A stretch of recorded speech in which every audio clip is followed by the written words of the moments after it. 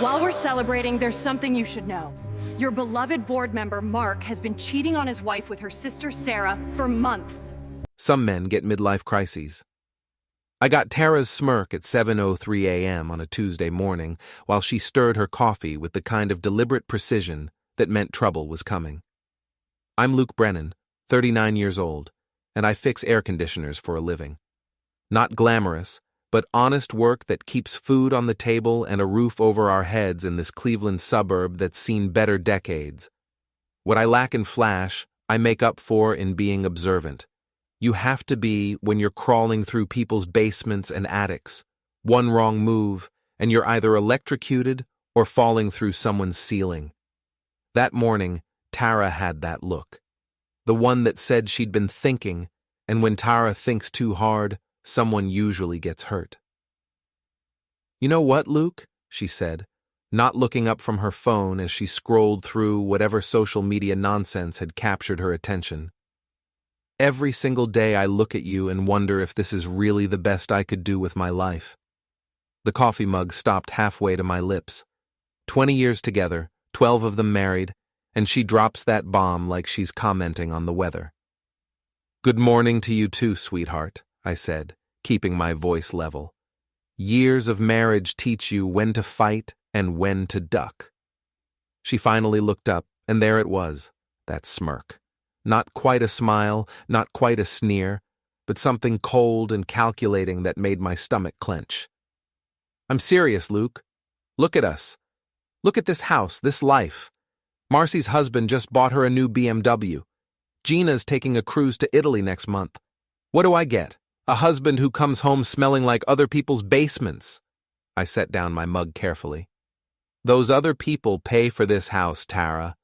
They pay for your real estate license renewal and your yoga classes and that fancy coffee you're drinking." "Real estate," she laughed, but there wasn't any humor in it.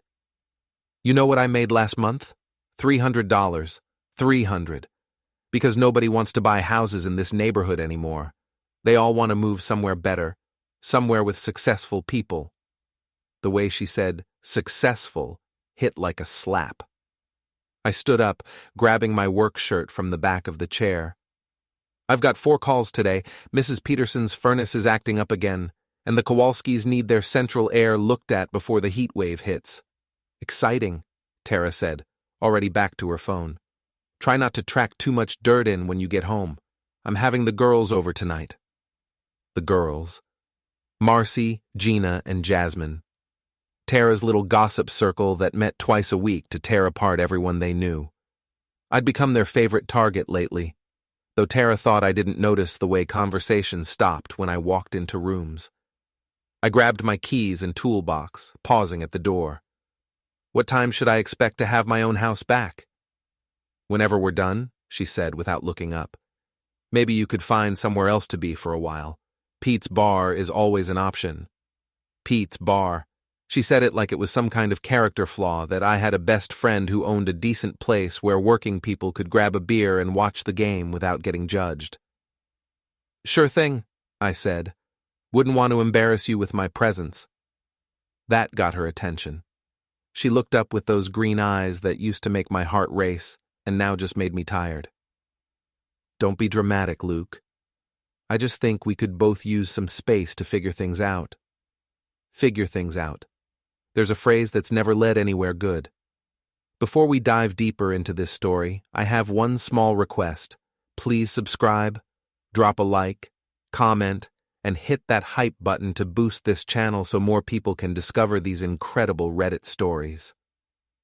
I left without another word, but as I was loading my truck, I heard her voice through the kitchen window. She was already on the phone. "Marcy? Yeah, he just left. God, you should have seen his face when I told him the truth about how I feel. It's like he's genuinely surprised that I might want more out of life than this." I stood there for a moment, keys in hand, listening to my wife of 12 years discuss our marriage like it was a particularly disappointing movie she'd been forced to watch. I know, right? And the worst part is, he acts like he's doing me some huge favor by bringing home his little paycheck. Meanwhile, Bryce was telling me yesterday about his new expansion plans for the gym. Now that's a man with ambition. Bryce. Bryce Callahan, owner of Fit Zone Gym downtown. Married to Cheryl, father of 2, and apparently someone my wife had been talking to about his expansion plans. Funny how she'd never mentioned that conversation to me. I got in my truck and drove away, but that name stuck in my head like a splinter. Bryce Callahan. I knew him by reputation. Former high school football star who'd parlayed his athletic glory into a moderately successful business. The kind of guy who still wore his Letterman jacket to high school reunions and called everyone champ or buddy. The first job of the day was Mrs. Peterson, a 70-year-old widow whose furnace had more problems than a soap opera character. But she made excellent coffee and treated me like a human being, which was more than I could say for my own wife lately. "You look troubled, Luke," she said, handing me a mug while I explained what I'd found in her basement. "Everything all right at home?" Mrs. Peterson had been married for 47 years before her husband passed. If anyone knew about the ups and downs of marriage, it was her. "Just the usual stuff," I said. "Nothing that can't be worked out." She nodded, but I could tell she wasn't buying it. "You know, Harold and I went through rough patches too, but we always remembered that we were on the same team. The problems were the enemy, not each other." I fixed her furnace and drove to the next job, but her words stuck with me. Same team. When was the last time Tara and I had felt like we were on the same team? The Kowalskis were next, and their central air unit was a mess. Whoever had installed it originally had done everything wrong, and now it was going to cost them twice as much to fix. I spent 3 hours in their attic, sweating through my shirt and thinking about teams and marriages and wives who talked to gym owners about expansion plans. By the time I finished up, it was almost 6 o'clock. I could head home and interrupt Tara's gossip session, or I could take her advice and give her some space. Pete's bar was starting to look pretty appealing. The rusty anchor wasn't much to look at from the outside, just another working-class bar in a neighborhood that had seen better days. But Pete kept it clean. The beer was cold, and the people were real. No pretense, no judgment, just folks trying to get through another day. Pete was behind the bar when I walked in, polishing glasses with the kind of methodical rhythm that comes from 20 years of practice. He looked up when he saw me, and I could tell from his expression that he already knew something was wrong. "Little early for you, isn't it?" he said, pulling a beer without being asked. "Tara's having the girls over. Thought I'd give them some space to solve the world's problems." Pete slid the beer across the bar and leaned against the counter. He was my age, maybe a year older, with the kind of face that had seen enough of life to know when not to ask too many questions. "How are things with you two?" he asked after a moment. I took a long pull of beer and considered how much to say. Pete had been my best friend since high school, but talking about marriage problems felt like airing dirty laundry. "She thinks she settled," I said finally. "Thinks she could have done better." Pete nodded slowly. "And what do you think?" "I think 20 years ago we wanted the same things. Now I'm not sure what she wants, but I know it isn't me." "That's rough, man. But you know what they say. Grass is always greener and all that. Maybe she just needs to remember what she's got." I was about to respond when my phone buzzed. A text message from a number I didn't recognize, but the content made my stomach drop. It was a photo of Tara and a man I recognized as Bryce Callahan, sitting close together at what looked like a restaurant. Very close. The kind of close that meant this wasn't their first private conversation about gym expansion plans. The message below the photo was simple. "Thought you should know. A friend." I stared at the screen, feeling something cold and hard settle in my chest. Not surprise, exactly. More like confirmation of something I'd been trying not to think about. "Everything okay?" Pete asked. I showed him the phone. He looked at the photo, then at me, then back at the photo. "Well," he said finally, "that explains a few things." "Yeah," I said. "It does." We sat in silence for a moment, the weight of the situation settling between us like fog. Then Pete reached under the bar and pulled out a bottle of his good whiskey. "So," he said, pouring 2 shots, "what are you going to do about it?" I looked at the photo again. Tara was smiling in a way I hadn't seen in months, leaning into Bryce like they shared secrets. She looked happy. Happier than she'd looked with me in a long time. "I don't know yet," I said, downing the whiskey, "but I'm going to figure it out." I didn't go home that night. Instead, I got a room at the extended stay motel on the outskirts of town, the kind of place that rents by the week and doesn't ask too many questions. It wasn't much, but it was clean and quiet, and I needed time to think without Tara's voice in my head. The next morning, I called my boss, Mr. Crawl, and told him I needed to take a personal day. Crawl was a good guy, former military, who understood that sometimes life threw curveballs that couldn't wait for the weekend. "Take what you need," he said. "But Luke, if you need someone to talk to, my door's always open." I spent the morning driving around, thinking about that photo and what it meant. By noon, I'd made some decisions. The first was that I wasn't going to confront Tara directly, not yet. If she wanted to play games, I could play games too. But I was going to play them better. The second decision was that I needed more information. One photo didn't tell the whole story, but it was a start. I drove to the bank and checked our joint account. We'd had about $3,000 in there last week. Now there was $800. Tara had been spending money and not on groceries. Next stop was our credit card company. It took some smooth talking, but I managed to get a list of recent charges. Restaurants I'd never been to, a jewelry store, a high-end department store, all places that Tara had claimed to visit with the girls. The jewelry store was interesting. I drove over there and had a conversation with the clerk, a young woman who remembered Tara because she'd been with such a handsome man who'd paid for her purchase. A gold bracelet that cost $600. "He seemed so generous," the clerk gushed. "Said he wanted to get something special for his lady. They looked so happy together." I thanked her and left, feeling that cold, hard thing in my chest grow a little bigger. My phone rang as I was getting back in the truck. Tara. "Where are you?" she demanded without preamble. "I came home from yoga and your stuff is gone." "I'm giving you the space you wanted," I said calmly, "to figure things out." "Don't be ridiculous, Luke. Come home. We need to talk." "I think we've done enough talking for now. You made it pretty clear yesterday how you feel about our marriage." There was a pause, and I could practically hear her recalibrating her approach. "Look, I know I was harsh yesterday. I was just frustrated. You know how I get when I'm stressed about work." "Right, work. How's that going, by the way? Any new clients?" Another pause, longer this time. "A few prospects, nothing concrete yet." "That's too bad. Must be expensive, all that prospecting, dinners, drinks, building relationships." "What's that supposed to mean?" "Nothing," I said. "Just making conversation. I'll be in touch." I hung up before she could respond, then immediately called Pete. "I need a favor," I said when he answered. "Name it." "I need to know everything there is to know about Bryce Callahan, where he goes, who he talks to, what his situation is with his wife. Can you help?"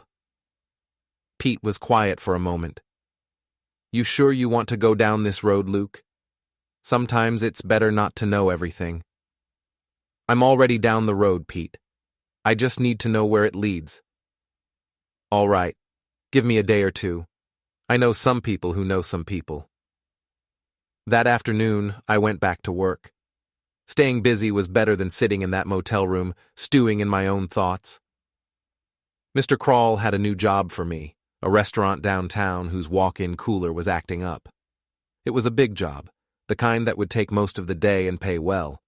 The restaurant was called Marcello's, a family-owned Italian place that had been serving the neighborhood for 30 years. The owner, Tony Marcello, was a guy about my age who'd inherited the business from his father. "I appreciate you coming out so quick," he said, leading me to the kitchen. We can't afford to lose a whole day's worth of food.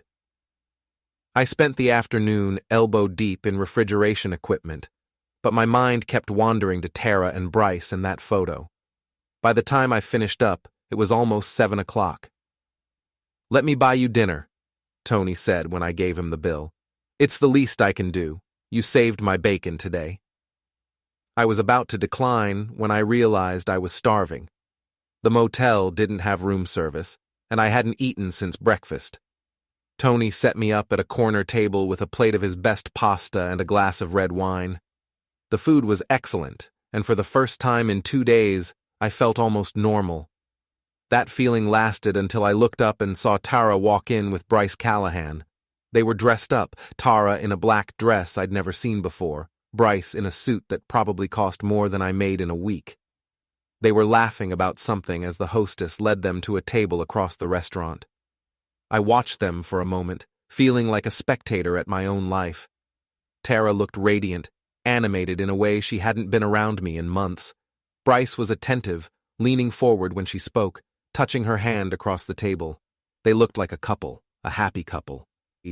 I finished my dinner and paid the bill, but instead of leaving, I moved to the bar where I had a better view of their table. The bartender was a young guy who looked like he was working his way through college. "Celebrating something?"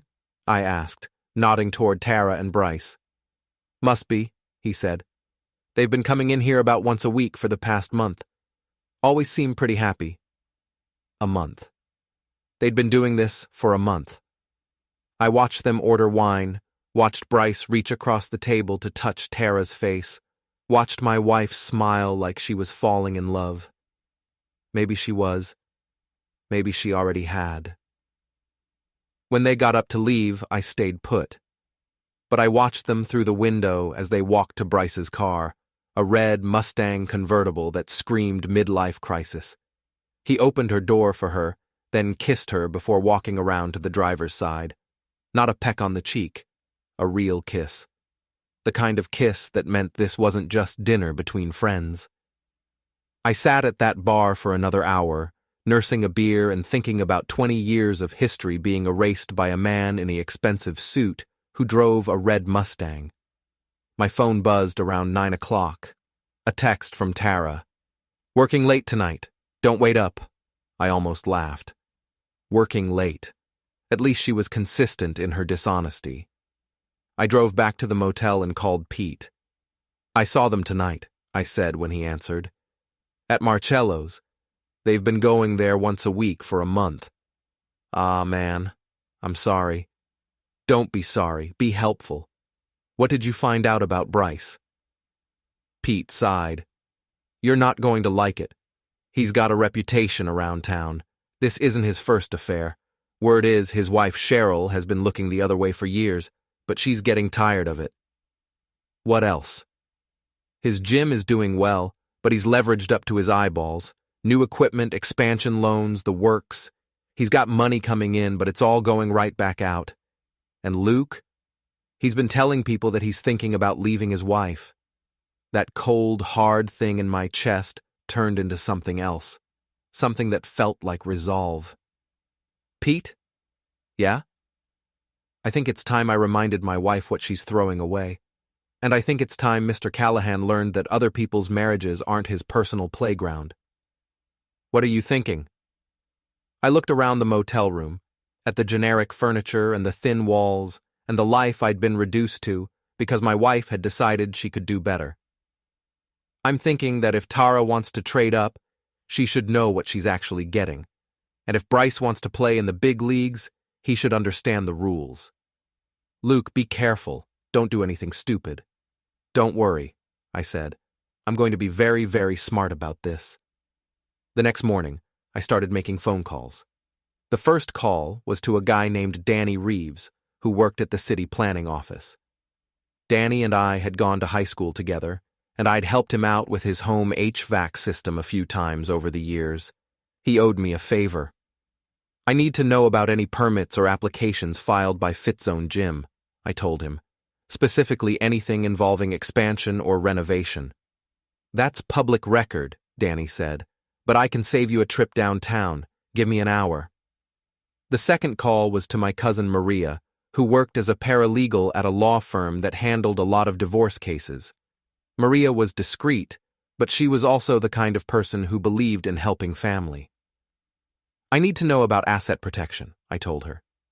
Hypothetically speaking, if someone was thinking about divorce, what steps should they take to protect themselves financially? Hypothetically speaking, Maria said carefully, that person should document everything, separate their personal assets from joint assets where legally possible, and make sure they understand their rights under state law. Hypothetically. The third call was to Lisa Chen, a woman I'd met at one of Mr. Crawl's company barbecues. She was a project manager at a construction company, smart and funny, and we'd had a good conversation about the challenges of working in male-dominated industries. She was also attractive in a natural, unassuming way that was the opposite of Tara's high-maintenance approach to everything. "Luke," she said when she answered, "this is a surprise. How are you?" "I've been better," I admitted. "Listen, I know this might sound strange, but would you be interested in getting coffee sometime? I'm going through some personal stuff, and I could use a friend who's not connected to all the drama." "Of course," she said without hesitation. "I'm free this evening if you want to meet somewhere." We arranged to meet at a coffee shop in her neighborhood, nowhere near where Tara and her friends usually hung out. I spent the rest of the day working, but for the first time since I'd seen that photo, I felt like I had a plan. Danny called back around noon with information about Bryce's gym permits. Turns out, FitZone had applied for a major expansion that would double their floor space and add a swimming pool. The project was ambitious and expensive, the kind of thing that would require significant financing and perfect timing. "The permits are approved," Danny said, "but there's a catch. The city council attached some conditions about parking and traffic flow. If he can't meet those requirements, the whole project gets shelved." Interesting. A man with big dreams and bigger financial obligations. The kind of man who might be feeling pressure to secure his future by any means necessary. Maria called back an hour later with advice that was both helpful and sobering. "Hypothetically speaking," she said, "your hypothetical person should know that Ohio is an equitable distribution state. That means marital assets get divided fairly, but not necessarily equally. The court looks at things like income, contributions to the marriage, and future earning potential. What about infidelity? It can be a factor, especially if marital assets were used to support the affair. But your hypothetical person would need evidence. Solid, documented evidence. Evidence.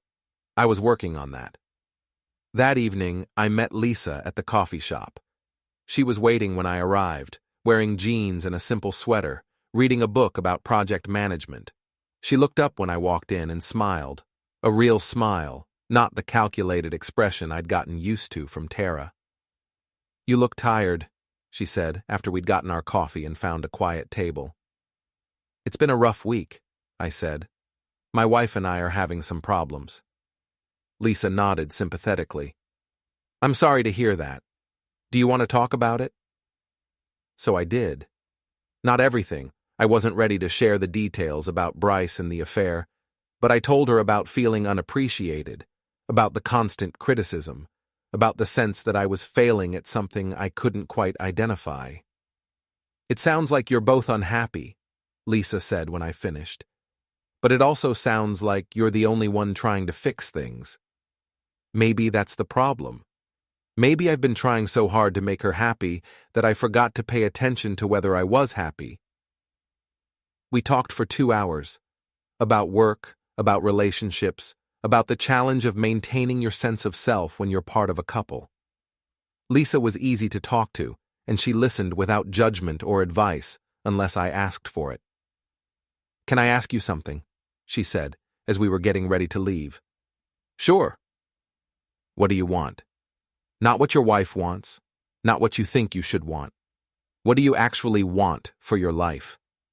It was a simple question, but it hit me like a punch to the gut. When was the last time anyone had asked me what I wanted? "I want to matter," I said finally. "I want to be with someone who sees me as a partner, not a disappointment. I want to build something together instead of constantly defending what we already have. Lisa smiled. That doesn't sound like too much to ask. You'd be surprised. We exchanged phone numbers and Lisa hugged me goodbye. A friendly, supportive hug that somehow meant more than all the perfunctory kisses Tara had given me over the past year. I drove back to the motel feeling better than I had in days. Not because I was interested in starting something with Lisa, though I had to admit the thought was appealing, but because talking to her had reminded me that I was still capable of having a normal conversation with another human being. The next few days fell into a routine. Work during the day, research in the evening. I was building a picture of Bryce Callahan's life, and it wasn't as perfect as it appeared on the surface. Pete had been right about Bryce's reputation. A little digging revealed that he'd had at least 2 previous affairs that people knew about. His wife Cheryl had filed for separation once, 3 years ago, but they'd reconciled after Bryce promised to change. His financial situation was more complicated. The gym was profitable, but barely.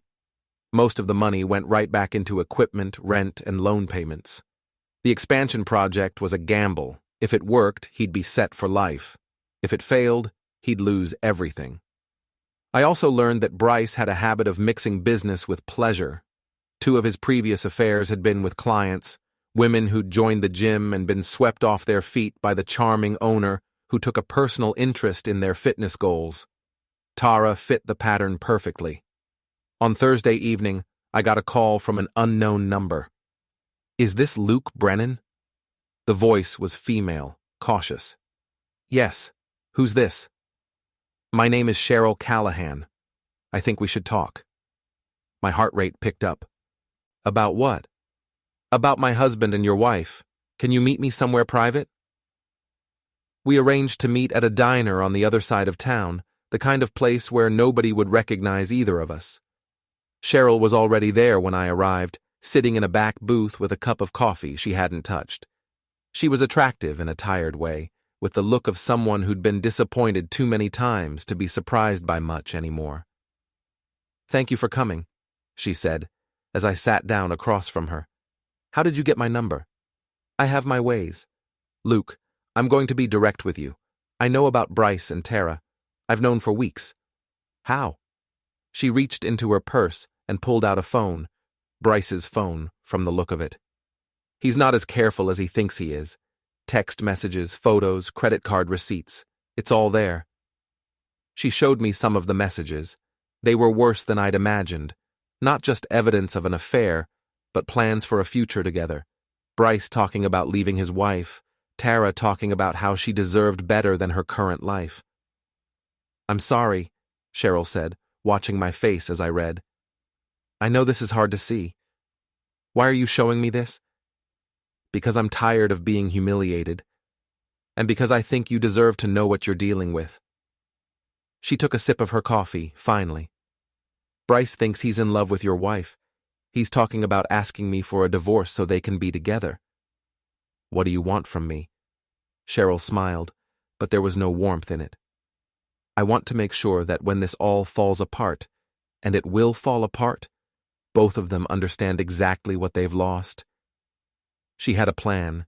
It was more elaborate than anything I'd been considering, and it was absolutely brilliant. Are you in? She asked when she finished explaining.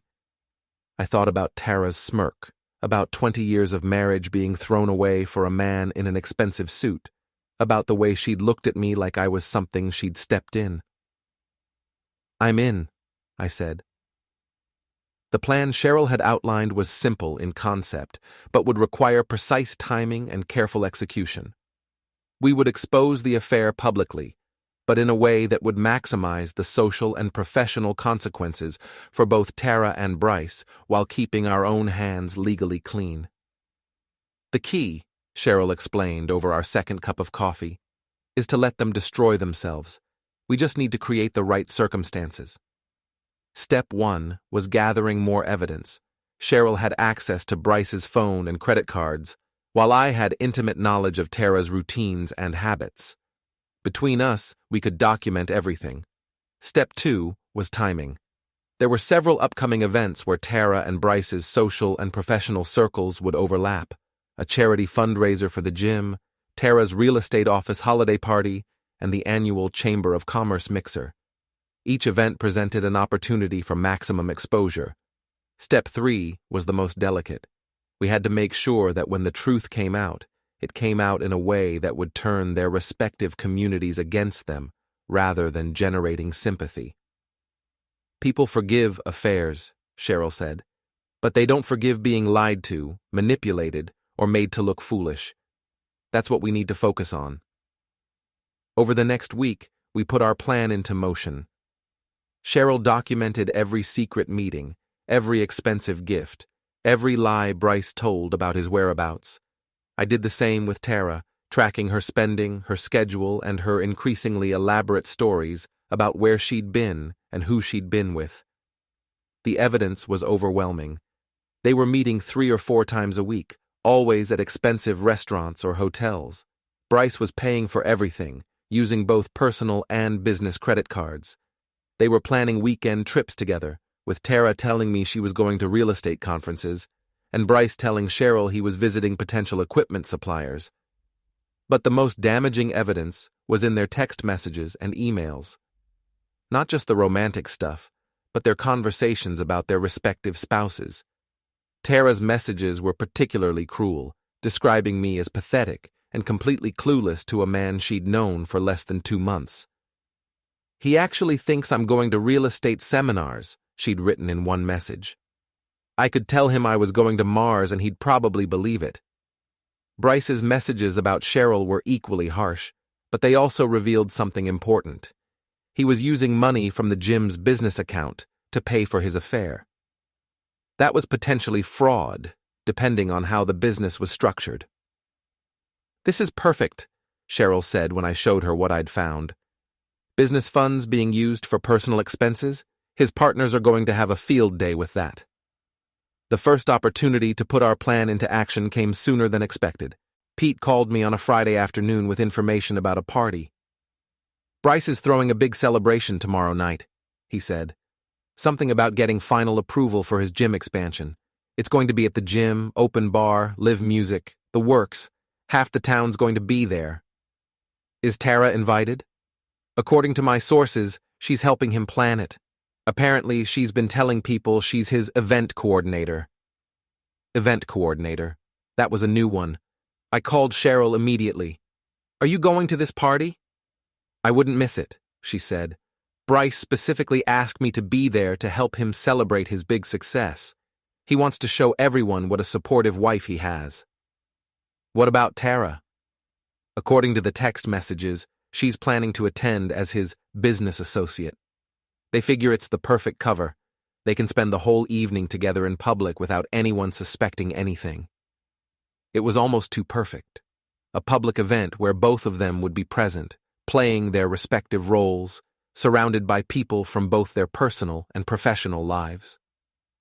"I think it's time to crash the party," I said. Saturday evening, I put on my best suit, the one I'd worn to my wedding, and drove to Fit Zone Gym. The parking lot was packed with cars that cost more than I made in a year. Through the windows, I could see people in cocktail attire mingling around a makeshift bar set up near the weight machines. I sat in my truck for a moment, watching. This was it, the point of no return. Once I walked through those doors, everything would change. For better or worse, there would be no going back to the way things were. My phone buzzed.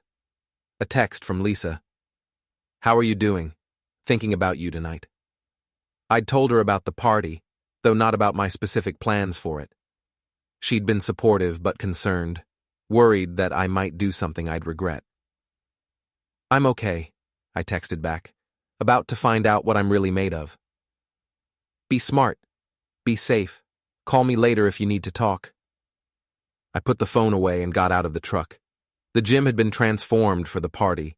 The equipment had been pushed to the sides to create a dance floor, and there were cocktail tables scattered around the space. A DJ was set up in one corner, playing music just loud enough to encourage conversation, but not so loud that people had to shout. I spotted Bryce immediately. He was holding court near the bar, wearing a suit that probably cost more than my monthly mortgage payment. He looked every inch the successful businessman, shaking hands and accepting congratulations from what appeared to be half of Cleveland's business community. Tara was across the room, talking to a group of women I recognized as members of her real estate office. She was wearing a red dress that I'd never seen before, something that hugged her figure and probably cost a fortune. She looked beautiful, confident, and completely in her element. For a moment, I felt a pang of something that might have been regret. This was the woman I'd fallen in love with 20 years ago, the one who'd had dreams and ambitions and believed that anything was possible. When had we lost that? When had we become strangers living in the same house? But then I saw the way she looked at Bryce across the room, and the moment of nostalgia passed. Whatever we'd had was gone, and she'd made her choice. I got a beer from the bar and started mingling. It didn't take long to figure out the guest list: gym members, local business owners, city council members, and various hangers-on who showed up to any party with free drinks. The kind of crowd that loved gossip and had long memories for scandal. "Luke Brennan," a voice called out. I turned to see Tony Marcello, the restaurant owner whose cooler I'd fixed. "What are you doing here?" "Just supporting local business," I said, shaking his hand. "How's the cooler holding up?" "Perfect. You saved my bacon that day." He lowered his voice conspiratorially. "Hell of a party, huh? Must have cost Bryce a fortune." "Business must be good." "Must be. Though between you and me, I heard he's leveraged pretty heavily on this expansion. Big risk, but I guess he's confident it'll pay off." We chatted for a few more minutes, then I excused myself and continued working the room. I was looking for Cheryl, but I also wanted to get a feel for the crowd's mood and identify the key players, the people whose opinions would matter most when the evening took its inevitable turn. I found Cheryl near the DJ booth, talking to a woman I recognized as the president of the Chamber of Commerce. She looked elegant in a black cocktail dress, playing the role of the supportive wife perfectly. When she saw me, she gave a subtle nod that meant everything was ready. The plan was simple. At exactly 9 o'clock, when the party was in full swing and everyone had had enough to drink to lower their inhibitions but not enough to impair their memories, Cheryl would make an announcement. She'd thank everyone for coming to celebrate her husband's success, then share some of the evidence we'd gathered. But first, there was something I needed to do.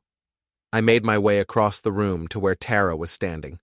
She saw me coming, and her face went through a series of expressions: surprise, annoyance, and finally a kind of brittle smile that didn't reach her eyes.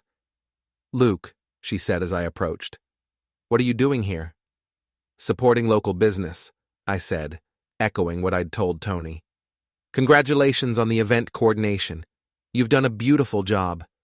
Her smile faltered slightly. "Thank you. I didn't know you were planning to come." Last-minute decision. I ran into Tony Marcello earlier this week, and he mentioned what a big deal this expansion is for Bryce. Thought I should show some community spirit. "That's nice of you. How do you know Bryce anyway? I don't remember you mentioning him before." Tara's eyes darted across the room to where Bryce was still holding court. "Oh, we met through business. Real estate connections, you know how it is." "Right. Business." I took a sip of my beer. "Must be nice, having such successful clients. I bet he's got big plans for the future." "I wouldn't know about that," Tara said, but her voice was tight. "Luke, why are you really here? Can't a husband support his wife's professional endeavors?" Before she could respond, the DJ's music faded and Cheryl's voice came through the sound system. "Excuse me, everyone. Could I have your attention for just a moment?" The crowd turned toward the DJ booth, where Cheryl was standing with a microphone in her hand. She looked poised and confident, every inch the gracious hostess. "I want to thank you all for coming tonight to celebrate my husband Bryce's wonderful news about the gym expansion. It means so much to both of us to have the support of our community." There was a smattering of applause. Bryce was beaming, raising his glass in acknowledgement. As many of you know, Cheryl continued, this expansion represents a huge investment in our future. Bryce has been working so hard on this project, spending long hours planning every detail. Sometimes I barely see him. A few people chuckled. Bryce's smile was starting to look a little strained. In fact, he's been so dedicated that he's been taking business meetings at all hours. Dinners, lunches, even weekend trips to look at equipment and visit other facilities. The sacrifices we make for success, right? I watched Tara's face as Cheryl spoke. She was starting to look nervous, though she was trying to hide it. But tonight isn't about sacrifice, Cheryl said, her voice still warm and conversational. Tonight is about celebration and about truth, because I think it's important that everyone here knows exactly what kind of man my husband is. The room had gone very quiet. Even the bartender had stopped pouring drinks. Bryce, honey, Cheryl called out, looking directly at her husband. Would you come up here, please? And Tara, you too. After all, you've been such an important part of this project. The crowd parted as Bryce made his way toward the DJ booth, his face a mask of confusion and growing alarm. Tara looked like she wanted to disappear, but with everyone watching, she had no choice but to follow. Now, Cheryl said when they were both standing near her, I thought everyone should know about the special partnership these two have developed. It's been so inspiring to watch. She reached into her purse and pulled out a tablet computer. Bryce has been sharing so much with Tara about his business plans, and Tara has been sharing so much with Bryce about, well, lots of things. Would you like to hear some of their conversations? The first message she read aloud was relatively tame, Bryce telling Tara about his expansion timeline, but they got progressively more personal and more damaging. Here's one from last Tuesday, Cheryl said, her voice still conversational. Can't wait to get away from Cleveland and start fresh somewhere new. Just you and me, baby. No more pretending. Bryce lunged for the tablet, but Cheryl stepped back smoothly.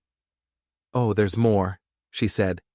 Tara, you had such interesting things to say about your husband. Should I share those too? Stop, Tara said, her voice barely audible. Please stop. But we're just getting to the good part, Cheryl said. The part where you talk about how pathetic and clueless Luke is. Or the part where Bryce explains how he's been using gym membership fees to pay for your romantic dinners. The crowd was completely silent now, everyone straining to hear every word. I could see people pulling out their phones, some to record video, others to start texting the news to friends who weren't there. Cheryl, that's enough, Bryce said, his face red with anger and embarrassment. Is it? Cheryl asked. Because I don't think our friends and neighbors have heard enough yet. I don't think they understand what kind of people you really are. She looked out at the crowd, her expression calm and reasonable. These two have been having an affair for 2 months, she announced. They've been using business funds to pay for it, lying to their spouses and making fools of everyone who trusted them. I thought you all deserved to know. The silence stretched for what felt like forever. Then, someone in the back of the room started to clap, slow, sarcastic applause that was somehow more devastating than any angry outburst could have been. Within seconds, the party was over. People were grabbing their coats, heading for the exits, talking in excited whispers about what they'd just witnessed. Bryce was trying to explain, to damage control, but nobody was listening. Tara had disappeared entirely. I saw her red dress disappearing through a side exit. I found Cheryl by the bar, calmly finishing a glass of wine as the room emptied around us. How do you feel? I asked. Lighter, she said. Like I've been carrying something heavy for a long time, and I finally got to put it down. We left together, walking out into the cool night air. The parking lot was chaos, people standing around their cars, talking animatedly about what they'd just seen. This would be the talk of the town for months. What happens now? I asked. Now they deal with the consequences, Cheryl said. Both of them. I drove back to the motel, but I couldn't sleep. Around midnight, my phone started ringing. Tara, calling over and over. I let it go to voicemail. The messages were predictable. Anger, denial, accusations that I'd somehow orchestrated the whole thing. But underneath the bluster, I could hear something else. Fear. The fear of someone who'd just realized that actions have consequences, and that the life she'd been planning to walk into might not be there anymore. I didn't call her back. Instead, I called Lisa. "How did it go?" she asked. "It went exactly like it needed to," I said. "But I think the real work is just beginning." The fallout from the party was swift and brutal.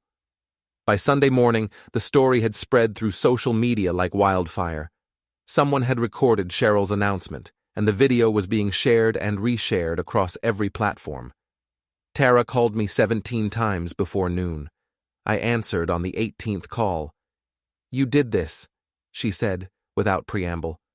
Her voice was hoarse, like she'd been crying or screaming. "You and that witch planned the whole thing." "I didn't plan anything, Tara. I just showed up to support local business." "Don't lie to me.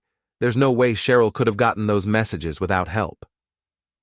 "Maybe you should have been more careful about who you were messaging." There was a long pause. When she spoke again, her voice was different, smaller, more vulnerable than I'd heard it in years. "Luke, we need to talk. Really talk. This whole thing has gotten out of hand." "Has it?" "Because from where I'm sitting, it seems like things are finally being honest for the first time in months. Please, can you just come home? We can work this out." "Work what out, Tara? The fact that you've been having an affair? The fact that you think I'm pathetic and clueless? The fact that you were planning to leave me for another man?" "I never said I was leaving you." "Actually, you did. It's all in those text messages Cheryl read last night, along with a lot of other interesting details about what you really think of our marriage." Another pause. Then, "Those messages were taken out of context. I was confused. Bryce was telling me things, making me think." "Making you think what? That you deserved better than the man who's been supporting you for 20 years? That's not fair." "Fair?" I laughed, but there was no humor in it. "You want to talk about fair? Is it fair that I had to find out about your affair from a stranger's text message? Is it fair that you've been spending our money on another man? Is it fair that you've been lying to my face for months while planning your exit strategy?" She was crying now. Real tears from the sound of it. "I made a mistake, Luke. A terrible mistake, but we can fix this. We can go to counseling. We can what? Pretend this never happened? Go back to you treating me like an inconvenience in your life?" "I never treated you like an inconvenience." "Really? Because I have a pretty clear memory of you telling me that you wonder every day if I'm the best you could do with your life." Silence. "Tara, I want you to listen to me very carefully. I'm done. With the marriage, with the games, with pretending that we're something we're not. I'll be filing for divorce this week." "Luke, please." I hung up. The phone rang again immediately, but I turned it off. I needed time to think, to plan my next moves. The public humiliation was just the beginning. Now came the practical work of untangling 20 years of shared life. I called Maria, my cousin the paralegal, and made an appointment to meet with her boss, a divorce attorney named Patricia Wells, who had a reputation for being thorough and aggressive when necessary. "You'll want to move quickly," Maria advised. "Document everything, separate your assets, and be prepared for her to fight dirty once she realizes you're serious." I spent Sunday afternoon doing exactly that. I gathered financial records, photographed important documents, and made a list of everything we owned together. It was depressing how little there was. A house with a small mortgage, 2 cars, some savings that Tara had already depleted, and a collection of furniture and household items that neither of us would probably want to keep. Monday morning brought new complications. I was on a job site when Mr. Kroll called. "Luke, I need to talk to you. Can you come back to the office?" His tone was serious, which was unusual. Crawl was generally an easygoing guy who trusted his employees to do their jobs without much supervision. I drove back to the office, wondering what was wrong. Crawl was waiting for me in his private office, looking uncomfortable. "Sit down," he said. "We need to discuss something." I sat, feeling like I was back in high school being called to the principal's office. "I got a call this morning," Crawl said, "from someone claiming to represent your wife. They said you've been using company resources for personal business and that you've been harassing clients." My stomach dropped. What kind of personal business? They weren't specific, but they mentioned that you've been using company time to investigate people and that you've been making inappropriate contact with customers outside of work hours. I thought about my conversations with Danny at the planning office, with the jewelry store clerk, with Tony Marcello. All legitimate interactions, but potentially misrepresentable if someone wanted to cause trouble. "Mr. Crawl, I can explain." He held up a hand. "Luke, I've known you for 8 years. You're one of the most reliable, honest employees I've ever had. But I also know you're going through a divorce, and sometimes that makes people do things they wouldn't normally do. I haven't done anything wrong. I believe you. But I need you to be extra careful right now. Don't give anyone ammunition to use against you. Keep your personal life and your work life completely separate. Can you do that?" "Yes, sir." "Good. And Luke, if you need time off to deal with legal stuff, just ask. Don't try to handle everything while you're supposed to be working." I left Crawl's office feeling shaken. Tara was fighting back, and she was willing to go after my livelihood to do it. That changed things. I called Patricia Wells and moved up our appointment. We met that afternoon in her downtown office, a sleek space that radiated competence and cost money I wasn't sure I had. Patricia was a woman in her 50s with silver hair and sharp eyes that missed nothing. She listened to my story without interruption, taking notes on a legal pad. "The good news," she said when I finished, "is that you have extensive documentation of her affair. Ohio courts don't punish adultery the way they used to, but it can still be a factor in asset division, especially if marital funds were used to support the relationship." "What's the bad news?" "The bad news is that she's already trying to undermine your credibility. The call to your employer is just the beginning. Expect her to claim that you were abusive, controlling, or unstable. It's a common tactic. I've never laid a hand on her. I believe you. But in divorce court, accusations can be as damaging as facts, at least initially. We need to be prepared to defend against whatever she throws at us."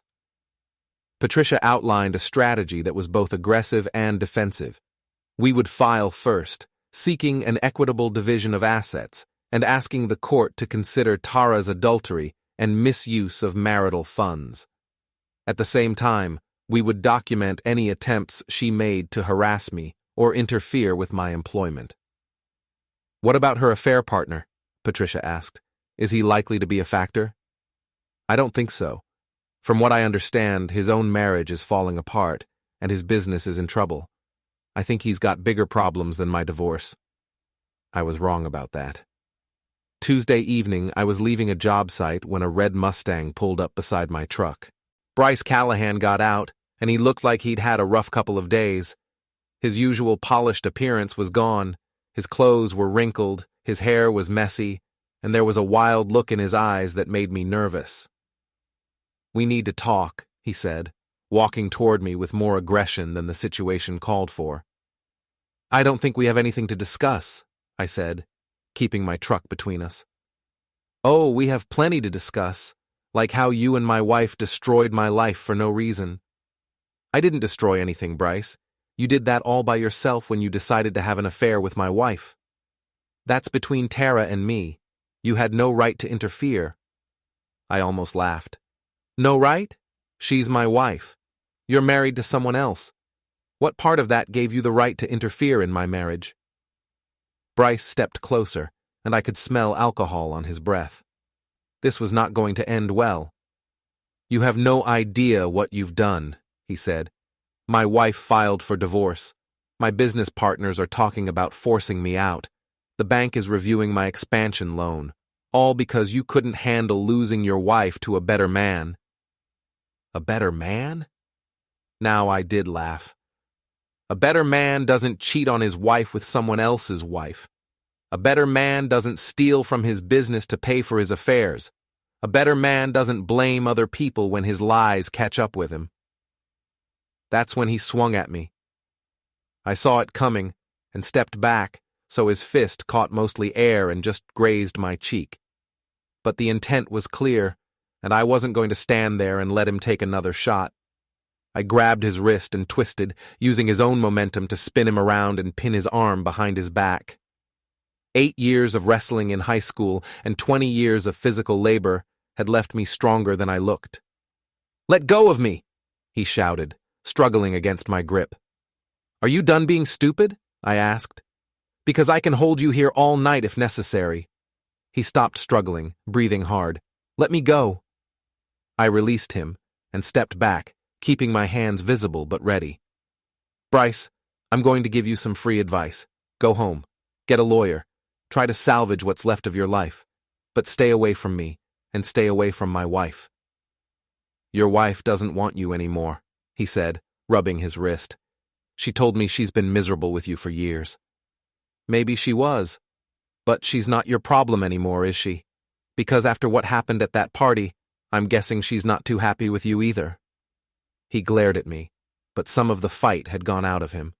"This isn't over." "Yes, it is," I said. "Your affair is over. Your marriage is over. Your business is probably over. The only question now is whether you're going to accept that and try to rebuild, or whether you're going to keep making things worse for yourself." He got back in his Mustang and drove away, tires squealing.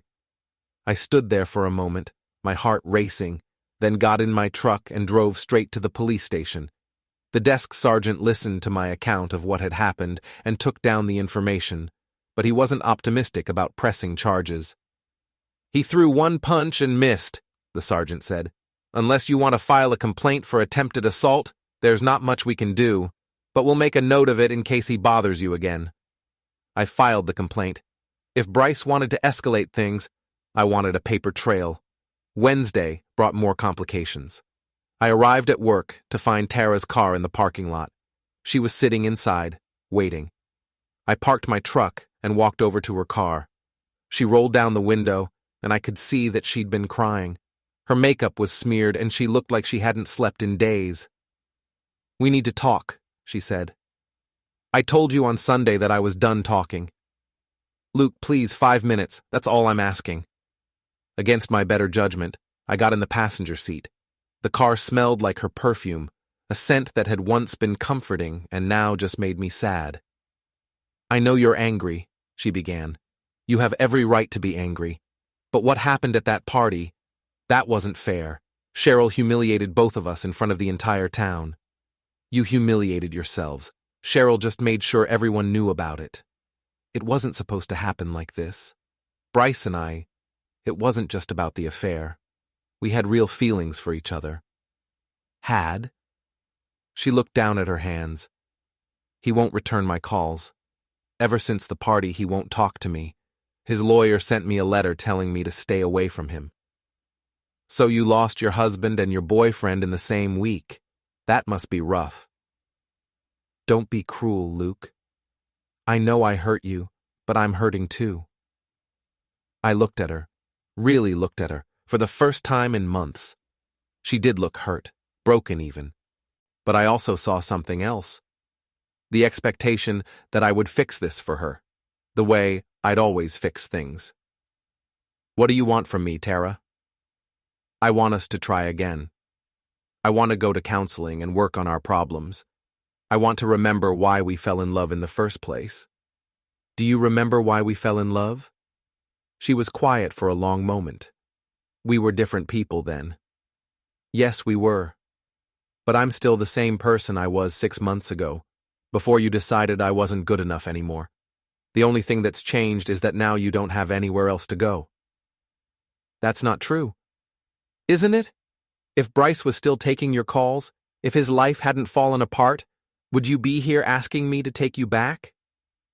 She didn't answer, which was answer enough. Tara, I want you to listen to me very carefully. I loved you for 20 years. I supported you. I believed in you. I tried to build a life with you.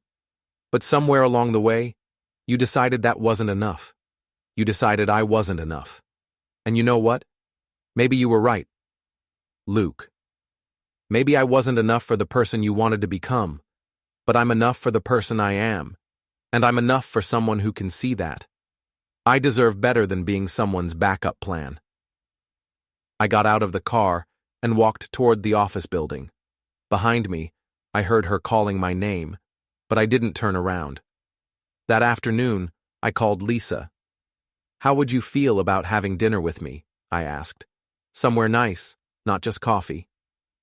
I'd like that, she said. But are you sure you're ready? Divorce proceedings can be emotionally complicated. I'm sure, I said. I'm ready to start figuring out what comes next. We made plans for Friday night. For the first time in months, I had something to look forward to. Friday evening couldn't come fast enough. I picked Lisa up at her apartment, and we went to a restaurant I'd never been to before, a place with white tablecloths and wine lists and waiters who actually seemed to enjoy their jobs. It was the kind of place Tara had always said was too expensive for people like us. Lisa looked beautiful in a simple blue dress that brought out her eyes. More importantly, she looked happy to see me, something I'd almost forgotten was possible. You look different, she said as we were seated. More relaxed. I feel different, like I've been holding my breath for months and finally remembered how to exhale. We talked about everything and nothing, her work projects, my plans for after the divorce was finalized, places we'd like to travel, books we'd read. It was the kind of conversation I'd missed without realizing it, the kind where both people are actually listening to each other. Can I ask you something personal? Lisa said as we were finishing dessert. Sure. Do you think you'll be able to trust someone again, after everything that's happened?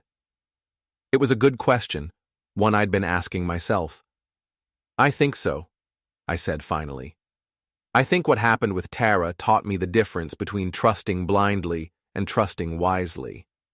I trusted her blindly for years, ignored the warning signs, made excuses for behavior that should have been unacceptable. But that doesn't mean trust itself is the problem. What's the difference? Trusting wisely means paying attention. It means believing what people show you about themselves, not just what they tell you. It means building trust gradually, based on consistent actions over time. Lisa smiled. That sounds very healthy and mature. Don't give me too much credit. 6 months ago, I was still making excuses for a woman who was planning to leave me for another man. I'm learning as I go. We were walking back to my truck when my phone started buzzing. Multiple text messages, all from numbers I didn't recognize. Then it started ringing. Luke Brennan? The voice was unfamiliar, professional. Yes? This is Channel 8 News. We're doing a story about the Fit Zone gym scandal and we'd like to get your comment. I hung up immediately, but the phone rang again. This time it was a different news station. What's going on?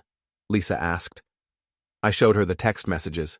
They were all from reporters, all asking for interviews about the affair scandal that's rocking Cleveland's business community. This is insane, I said. It was just a party. How did it become a news story? My phone rang again. This time the caller ID said, Pete. Luke, where are you? He said when I answered. Having dinner. Why? You need to get down here right now. There are reporters outside my bar asking questions about you and Tara and that gym guy. Someone leaked the story to the media. What story? It's a divorce, not Watergate. Apparently it's bigger than that. Something about business fraud and misuse of public funds. The gym got some kind of city development grant, and if Bryce was using business money for personal expenses... I felt sick. I'll be right there. I drove Lisa home first, apologizing for the abbreviated evening. Don't apologize, she said, but be careful. Media attention can make everything more complicated. She was right. By the time I got to Pete's bar, There were 3 news vans parked outside and reporters with cameras interviewing anyone who would talk to them. I parked in the alley behind the building and went in through the back door. Pete was waiting for me, looking grim. "It's a mess out there," he said. "They're calling it the biggest scandal in the city's business community in years." "How is it a scandal? 2 people had an affair. It happens every day." "Not when one of them is using taxpayer money to fund it," Pete said. "Turns out, Bryce's gym got a $50,000 development grant from the city last year. If he was using business funds for personal expenses, that's potentially fraud." The implications hit me like a truck. This wasn't just about a divorce anymore. This was about public corruption, misuse of taxpayer funds, and criminal charges. "Have you talked to any of the reporters?" I asked. I told them I had no comment. But Luke, they know everything. About the affair, about the party, about Cheryl's announcement. Someone gave them a very detailed account of what happened. "Who?" "I don't know. But whoever it was, they painted you as the wronged husband who exposed the corruption. You're being portrayed as a hero." A hero. That was the last thing I wanted to be. My phone rang. Patricia Wells, my attorney. "Luke, I assume you've seen the news coverage?" "I'm seeing it now. We need to talk. Tonight. This changes everything about your divorce case." I met Patricia at her office an hour later. She had the news coverage pulled up on her computer, 3 different stations, all running variations of the same story. "The good news," she said, "is that this makes your divorce case much stronger. Tara's affair is now part of a larger scandal involving potential criminal activity. The court will take that very seriously." "What's the bad news?" "The bad news is that you're now a public figure, at least temporarily. Everything you do will be scrutinized. Every statement you make will be analyzed. You need to be very careful." "I didn't ask for any of this." "I know. But it's what we're dealing with. The question is, how do you want to handle it?" We spent 2 hours developing a media strategy. No interviews, no public statements, refer all questions to my attorney, keep my head down, and let the legal process work. But when I got back to the motel, I realized that keeping my head down wasn't going to be an option. There were reporters camped out in the parking lot, and they swarmed my truck the moment I pulled in. "Mr. Brennan, how did you discover your wife's affair? Did you know about the financial irregularities at FitZone? How does it feel to be the man who exposed Cleveland's biggest corruption scandal?" I pushed through the crowd without comment and made it to my room, but I could hear them outside, talking to other motel guests, trying to piece together my story. This was insane. 3 weeks ago, I was just a guy whose wife was cheating on him. Now, I was apparently some kind of crusading hero who'd exposed municipal corruption. My phone was ringing constantly. Reporters, old friends who'd seen the news, people I hadn't talked to in years. I turned it off and tried to get some sleep, but it was hopeless. Saturday morning brought more complications. I woke up to find that someone had leaked even more details to the press. The morning news was running a timeline of the affair, complete with photos of Tara and Bryce at various restaurants and hotels. But the bigger story was the investigation into FitZone's finances. The city had launched an audit of the development grant, and there were rumors that the FBI was getting involved. My phone had 47 missed calls and over 100 text messages. Most were from reporters, but some were from people I actually knew, including one from Cheryl Callahan. "We need to talk," her message said. "Today." We met at a coffee shop on the other side of town, somewhere the reporters were unlikely to find us. Cheryl looked as overwhelmed as I felt. "Did you know this was going to happen?" she asked. "The media circus? No. I thought we were just exposing an affair, not launching a federal investigation." Someone leaked everything to the press. Not just what happened at the party, but details about the financial stuff, about Bryce's business practices. Someone who had access to information that neither of us had. Who? I think it was one of Bryce's business partners. He's been trying to force Bryce out for months, and this gave him the perfect opportunity. What does that mean for us? It means we're not in control of this story anymore. It's bigger than us, bigger than our marriages, bigger than anything we intended. She was right. What had started as a plan to expose an affair had turned into something that was destroying lives and careers far beyond just Tara and Bryce. Do you regret it? I asked. Cheryl thought about it for a long moment. No, she said finally. I regret that it got this big, but I don't regret exposing the truth. They made their choices. We just made sure there were consequences. Sunday was quieter, but only because it was harder for reporters to track me down. I stayed in my motel room, ordered pizza delivery, and tried to process what my life had become. Monday morning, I went back to work, hoping that normal routine would help me feel grounded again. But there were reporters waiting at the office, and Mr. Kroll called me into his office as soon as I arrived. Luke, I'm going to be direct with you. This media attention is affecting the business. I've had 3 customers cancel jobs because they don't want the publicity that comes with having you work on their property. My heart sank. Are you firing me? No, but I'm going to ask you to take a leave of absence until this dies down.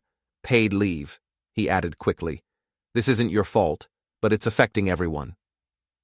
I understood, but it still hurt. In the space of a week, I'd lost my wife, become a public figure, and been forced out of my job. The cost of truth was higher than I'd expected. That afternoon, I got a call from Patricia Wells.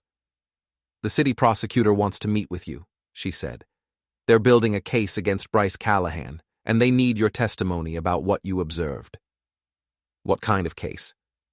Fraud, embezzlement, possibly conspiracy. If they can prove he was systematically using business funds for personal expenses, and if any of those funds came from the city development grant, he's looking at serious prison time. Prison time. I thought about Bryce's desperate attempt to fight me in the parking lot, about the wild look in his eyes. His life was falling apart even faster than mine. Do I have to testify? You could be subpoenaed, but it would be better if you cooperated voluntarily. It shows good faith, and it protects you if they start looking at whether you had any knowledge of the financial irregularities. I didn't know anything about the business side. I believe you, but prosecutors like to be thorough. I agreed to meet with the prosecutor's office. It was the right thing to do, even if it meant prolonging my involvement in this mess. Tuesday evening, I was in my motel room when someone knocked on the door. I looked through the peephole and saw Tara standing outside, looking nervous and desperate. I opened the door but didn't invite her in. What do you want, Tara? I want this to stop, she said. The reporters, the investigation, all of it. You have to make it stop. I can't make it stop. I didn't start it. Yes, you did. You and Cheryl planned that whole thing at the party. You wanted to humiliate us, and now it's gotten completely out of control. We wanted people to know the truth. The fact that the truth turned out to be bigger than we realized isn't our fault. Bryce could go to prison, Luke. Prison. For what? For falling in love with me? For stealing money, for fraud, for using taxpayer funds to pay for his affairs. Those are crimes, Tara. Real crimes with real consequences. She started crying then, the kind of desperate tears that come when someone realizes they're in over their head. I never meant for any of this to happen. I was unhappy, and he made me feel special, and I thought maybe I could have something better. And now you know what something better actually costs. What am I supposed to do now? My real estate license is under review because of the publicity. Nobody in town will talk to me. I can't even go to the grocery store without people staring. For a moment, I felt sorry for her. Then I remembered all the nights I'd lain awake wondering what I'd done wrong, all the times she'd made me feel like I was failing her, all the cruel things she'd said about me to a man she'd known for 2 months. You figure it out, Tara, the same way I had to figure out how to rebuild my life after you destroyed our marriage. I want to come home. That's not your home anymore. I filed the divorce papers yesterday. She stared at me like I'd slapped her. You can't be serious. I'm completely serious. It's over, Tara. It was over the moment you decided I wasn't good enough for you. I closed the door and listened to her cry on the other side for a few minutes before she finally left. Wednesday brought the biggest development yet. Bryce Callahan was arrested on charges of fraud and embezzlement. The local news covered it like it was the crime of the century, with footage of him being led away in handcuffs and reporters speculating about how deep the corruption went. I watched the coverage from my motel room, feeling a mixture of satisfaction and sadness. Satisfaction because justice was being served. Sadness because so many lives were being destroyed in the process. My phone rang. It was Lisa. "Are you okay?" she asked. "I'm surviving. How are you handling all this craziness? I'm worried about you. This level of public attention can't be easy." It's not. But it's almost over. Once the legal stuff is resolved, people will move on to the next scandal. What happens then? Then I figure out what comes next. I've been thinking about leaving Cleveland, starting over somewhere else. That sounds lonely. Maybe. Or maybe it sounds like freedom. There was a pause. Then Lisa said, "If you do decide to start over somewhere else, would you be interested in company?" My heart jumped. "Are you serious?" "I'm serious about you, Luke. I know the timing is complicated, but I don't want to lose you because of bad timing." "The timing is terrible," I agreed. "But you're not going to lose me." Thursday morning, I met with the prosecutor's office. They were building an airtight case against Bryce, and my testimony was just one piece of a much larger puzzle. The financial irregularities went back over a year, and the amount of money involved was much larger than anyone had initially realized. He was running his personal life like a business expense, the lead prosecutor explained. Restaurants, hotels, gifts, even a vacation to Mexico. All of it charged to the gym's business account, and some of it funded by the city development grant. What's he looking at? If convicted on all charges, 5 to 10 years. 5 to 10 years, for an affair that had lasted 2 months. Friday evening, exactly 1 week after my dinner with Lisa had been interrupted by the first reporter's calls, I was packing my things at the motel. The media attention was finally fading, and I could start putting my life back together. My phone rang. Patricia Wells. "The divorce is finalized," she said. "Tara agreed to an uncontested settlement. You get the house, she gets her car, and half the savings. It's over." Over. After 20 years of marriage, it was over. I should have felt relieved, but mostly, I felt empty.